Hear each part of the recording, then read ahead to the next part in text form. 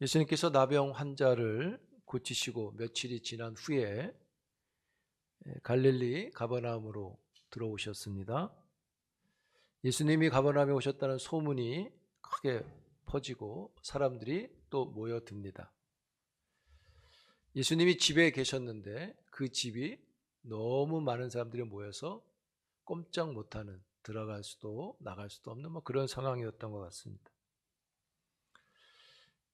아마 이 집은 가버나움에 있는 베드로 장모의 집으로 생각되어져요. 집에 들어갈 수 없는 상황에서 사람들이 중풍병자를 데리고 왔습니다. 들어갈 수가 없습니다. 그들은 지붕을 뜯고 중풍병자가 누운 상을 내렸습니다. 예수님을 만나게 됐죠. 예수님은 지붕을 뜯고 예수님께 나온 그들의 행동을 믿음으로 받으셨고 중풍병자에게 죄사함을 받으라는 말씀을 선언하십니다. 이 광경을 보고 있던 서기관들이 있었는데 그들이 마음으로 생각했습니다. 저 사람의 말은 신성모독이다. 죄 사하는 것은 하나님만 하시는 일인데 예수가 뭐라고 죄를 용서하느냐는 생각을 갖게 됐어요. 근데 여러분, 서기관들의 생각은 크게 틀린 건 아닙니다. 왜냐하면 구약 성경은 죄 사함은 오직 하나님이 하시는 것으로 묘사를 많이 하기 때문입니다. 출애굽기 34장이 그런 말씀이 있고 사무엘 12장에도 우리가 잘 아는 시편 50편에 보면 1절에 그런 말을 합니다. 53편에 보면 하나님 죄를 지워 주소서 이렇게 기도하죠. 하나님께 또 6절에 그럽니다. 하나님 죄를 씻어 주소서. 하나님이 하시는 것처럼 고백하죠. 이사야 43장에 보면 하나님이 말씀하십니다. 내가 죄를 기억하지 않겠다. 하나님이 죄를 사하시는 거죠. 용서하시는 거죠. 그런데 다 그렇게 알고 있는데 예수님이 이 땅에서 죄 사함을 선언하셨다는 거죠. 율법을 아는 서기관들 입장에서는 보통 문제가 아닌 것입니다. 신성모독인 것이죠. 서기관들의 마음을 읽으신 예수님께서 그들에게 이렇게 대답하셨습니다. 9절 읽겠습니다. 시작. 중풍병자에게 내 죄사함을 받았느니라 하는 말과 일어나 내 상을 가지고 걸어가라 하는 말 중에서 어느 것이 쉽겠느냐? 여러분, 어떤 게 쉽습니까? 당연히 일어나 가라고 하는 게 쉬운 겁니다. 즉 병을 치료하는 게 쉽다는 겁니다. 왜냐하면 예수님이 원하시면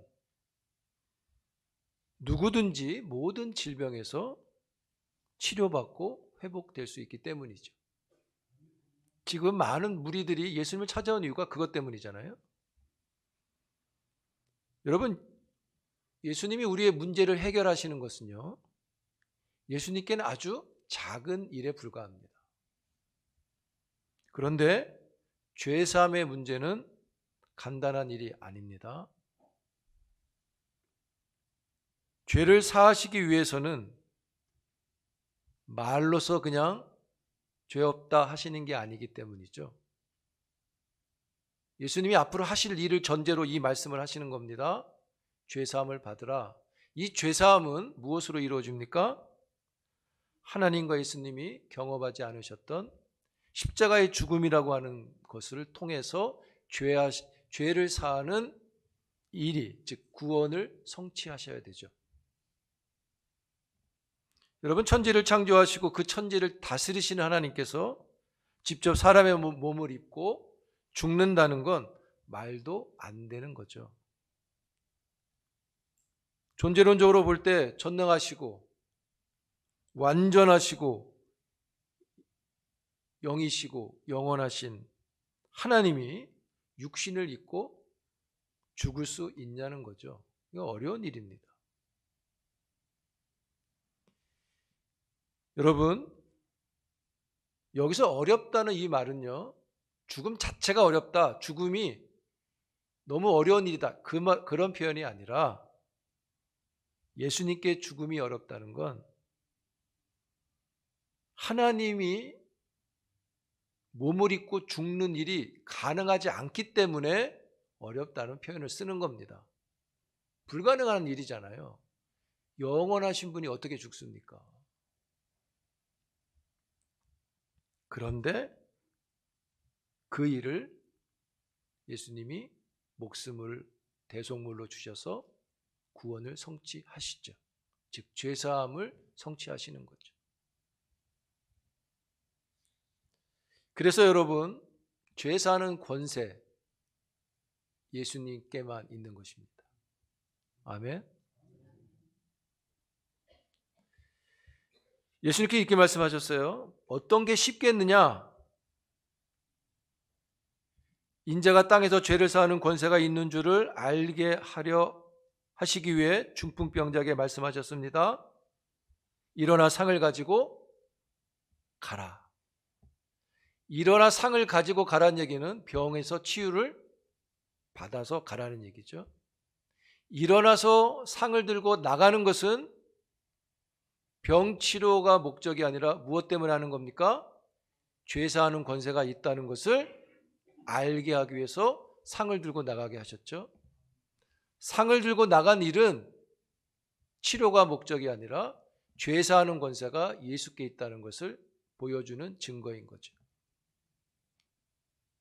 즉 상을 들고 나가라 했을 때 상을 들고 못 나갔다면 그 말의 권세가 없는 거죠. 그런데 말씀하신 대로 그 일이 일어났다는 얘기는 죄를 사하는 권세도 그에게 있다는 것을 선언하시는 겁니다. 죄 사하는 권세가 있다는 것을 병을 치료하고 나가는 일로 그 권세를 보여주시는 거죠. 여러분, 신성 모독자가 한 얘기에 힘이 있단 말이에요. 그 말에 힘이 있어요. 어떤 사람들은 저거 죄라고 생각하고 저거 신성 모독이고 저거 말도 안 되는 일이라고 여기고 있는데 그 말이 된단 말입니다. 예수의 말에 힘이 있고 권세가 있다는 거죠. 근데 그 권세에 있으신 분이 뭐라고 말했습니까? 죄사하는 권세가 있다고 말씀하시죠. 여러분, 예수님께 죄사하는 권세가 있는 걸 믿죠?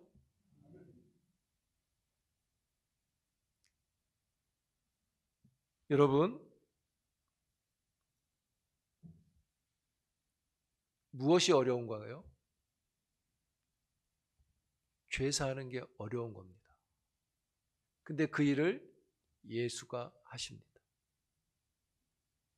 여러분, 취업이 어렵나요? 죄사하는 게 어렵나요? 사업이 어렵나요? 죄사함을 받는 게 어려운가요? 물론 이 땅에 사는 거 어려운 겁니다. 아까 우리 장로님 사업장 성실납세자로 상을 받은 그 어려운 거예요. 성실납세 하는 게. 인간관계 맺고 직장생활하는 게 쉬운 게 아니죠. 그런데 여러분, 죄의 문제는 더 어려운 겁니다. 이 땅에 당하는 우리의 고통과 아픔과 시련은 이 땅에서만 있습니다. 그런데 죄는 이 땅에 있지만 내세까지 죄를 우리를 따라옵니다. 우리의 질병은 내세까지 따라오지 못해요. 근데 죄는 따라옵니다. 더 어려운 문제예요. 해결의 방법이 무엇입니까? 어떻게 제사함을 받아야 합니까?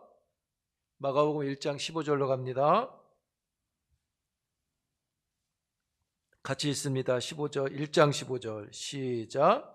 이르시되 때가 찼고 하나님의 나라가 가까이 왔으니 회개하고 복음을 믿으라 하시더라. 회개하고 복음을 믿으면 죄사함을 받는 거죠.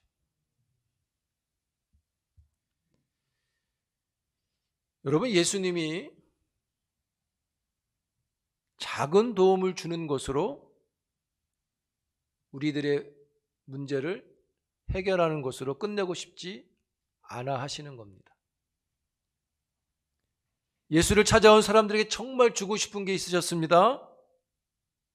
그것은 이 땅에서 병을 치료받는 정도가 아니라 예수님이 이 땅에서 우리들에게 주고 싶으셨던 것은 큰 것이었는데, 어려운 것이었는데, 이 땅의 나라가 아니라 하나님의 나라를 주고 싶으셨다는 것이죠. 하나님의 나라는 무엇으로 주어집니까? 회개와 죄사함으로, 복음을 믿을 때 이루어지는 것이죠. 그래서 예수님은 이 일이 큰 문제가 될 것을 아셨습니다. 이 문제가 시초가 돼서 십자가로 가게 되는 겁니다. 그러면서도 불구하고 죄사함의 권세를 선포하시는 거죠. 왜요? 우리에게 큰 것을 주고 싶으신 겁니다. 성도 여러분, 중풍병으로 나왔는데 죄사함을 받고 돌아갑니다. 예수님께 작은 것으로 나왔는데 큰 것을 얻고 갑니다. 여러분들도 예수님께 나오는 신자가 되기를 축복합니다. 1장의 나병 환자 예수님께 나왔죠? 뭐라 그랬습니까? 나왔을 때 어떻게 하셨습니까? 그를 불쌍히 여기셨다. 예수님께 나오는 자가 불쌍히 여김을 받는 것이죠. 그 불쌍히 여김을 받는 자가 깨끗함을 얻는 것입니다. 지붕을 뜯고 예수님께 나왔을 때 죄사함을 받고 상을 들고 돌아가는 일이 일어나는 것이죠. 여러분, 힘들고 어려울 때 딴 데 가지 마시고 예수님께 나올 수 있는 여러분 되기를 축복합니다.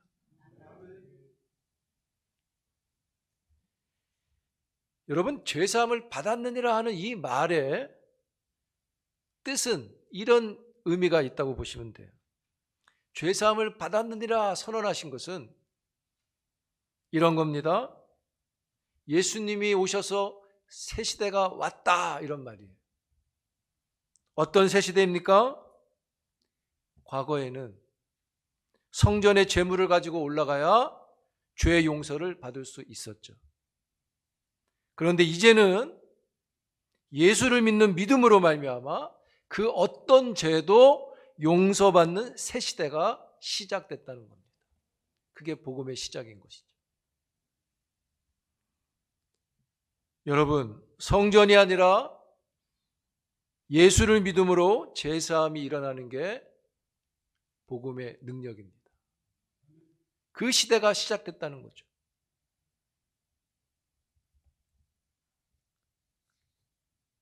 여러분, 이 말은, 죄사함을 선언하신 이 말씀은 당시의 유대 지도자들에게는요 거의 도발적인 선언인 것이죠. 받아들일 수 없는 말이에요. 감히 어떻게 성전을 통하지 않고 제사도 없이 믿음으로만 제사함이 가능할 수 있겠느냐. 참담한 말이죠. 예수를 죽이는 이유가 참담했기 때문입니다. 그런데 여러분, 복음은 성전이 없이도, 제사가 없이도, 양과 염소가 없이도, 피의 제사가 없어도 믿음으로 죄사함이 가능한 시대를 열어냈다는 것이죠. 할렐루야. 우리가 오늘 피 없이 예배를 드리는 것입니다.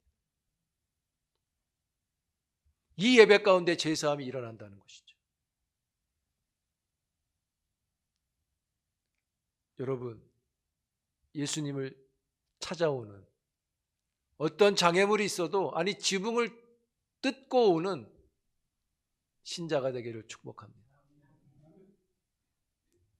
예수님께 오십시오. 불쌍히 여김을 받고자 오십시오. 깨끗함을 얻고요, 죄사함을 받고요, 영생을 누리며 상을 들고 가는 일들이 벌어지는 것입니다. 복음이 모든 것을 변화시키는 거죠. 예수님은 이 네 사람, 중풍병자와 함께 그 네 사람의 행동을 믿음이라고 받으셨습니다. 그들의 믿음이라고 되어 있지만 원어에 보면 이 믿음은 단수로 되어 있어요. 여럿이 믿음인데 그들이 가졌던 믿음은 딱 하나 똑같다는 거예요. 그게 뭡니까? 예수께 오면 예수가 하신다고 하는 믿음이었던 거죠. 그 마음으로 지붕도 뜯어낸 겁니다. 사랑하는 성도 여러분, 그 한 믿음 안에 무엇이 들어있냐면 그 네 사람, 줄을 내린 사람들의 마음에 중풍병자를 사랑하는 마음이 있죠. 믿음에는 사랑이 들어있는 겁니다. 이렇게 말할 수 있습니다. 믿음이 좋은 사람은요, 사랑이 많은 사람입니다. 사랑이 작은 사람은 믿음이 작은 사람입니다. 어떤 사람의 믿음은 사람을 실족시키는 믿음이고요, 어떤 사람의 믿음은 사람을 살리는 믿음입니다. 복음은 사람을 살리는 능력이죠. 우리가 복음을 사랑한다고 하면 우리의 믿음에 희생적인 사랑이 있어야 합니다.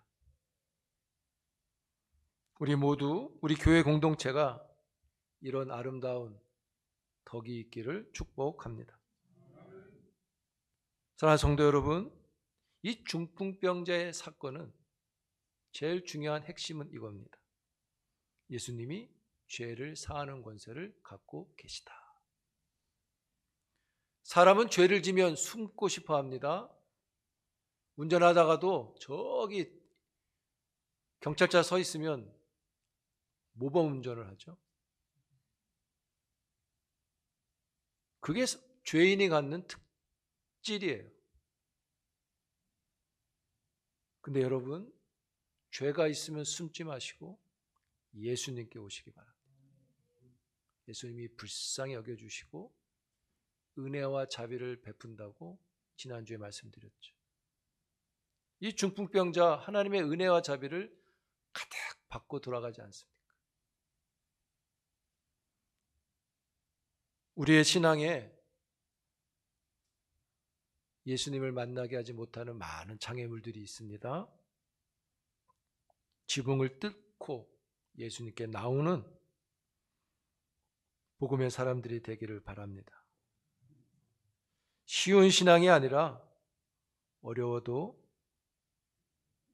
예수를 향한 지붕을 뚫고자 하는 그런 믿음으로 예수님께 참여할 수 있는, 예수님을 찾아오는 하나님의 종들이 되기를 주의 이름으로 축복합니다.